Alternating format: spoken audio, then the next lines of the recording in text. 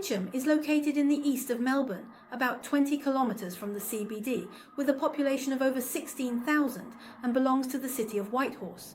Mitcham first developed in the mid-19th century. In 1850, with the population growth brought by the Victorian gold rush, land in Melbourne's east began to be cleared. During this period, Mitcham was just a scattered rural community, mainly consisting of orchards and small farms.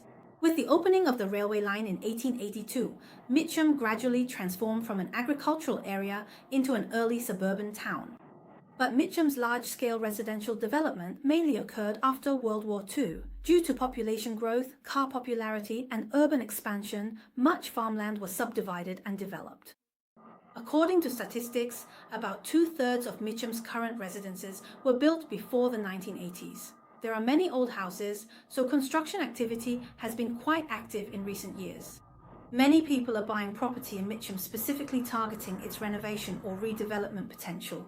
Convenient transportation is a major advantage of Mitcham. Mitcham and Heatherdale stations are served by two train lines. The north and west sides are adjacent to the M3, while Whitehorse Road and Mitcham Road intersect in the middle, making for a well-developed transport network. Currently, Mitcham is one of 60 activity centres proposed by Victoria. The area with the greatest impact on Mitcham is concentrated around Mitcham Station, Whitehorse Road and Mitcham Road in this commercial district. Residential buildings here will gradually become taller and more dense. Area 1 in the bottom left is the area least affected by the proposed activity centre construction, mainly because of a Yarra water reservoir plus a significant landscaping overlay, which imposes strict limits on development. This area has always been considered one of Mitcham's better residential pockets. Not only is it at the highest elevation, but its distance to commercial areas and public transport is quite moderate. Also, part of the southern area is within the Vermont Secondary College Zone, which is very attractive to families with children, especially Alwyn Street and Owen Street, which are local favourites. Every Halloween, there are unique light festival gatherings here. However, special attention should be paid to the cemetery's location, as well as the impact from the industrial zone. Area 2 is an area significantly affected by the activity centre, especially the part north of Simpson Street and west of Reserve Road. In this part, the sections closer to commercial areas can be built up to 4 stories, while those further away can be built up to 3 stories.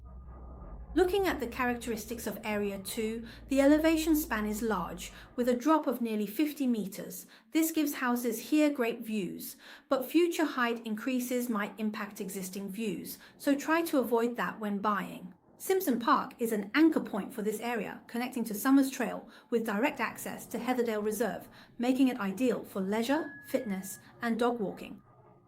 There have also been quite a few high-priced property sales around the park. The southern part of this area falls within the Rangeview Primary and Vermont Secondary School zones, making it highly attractive to families with children.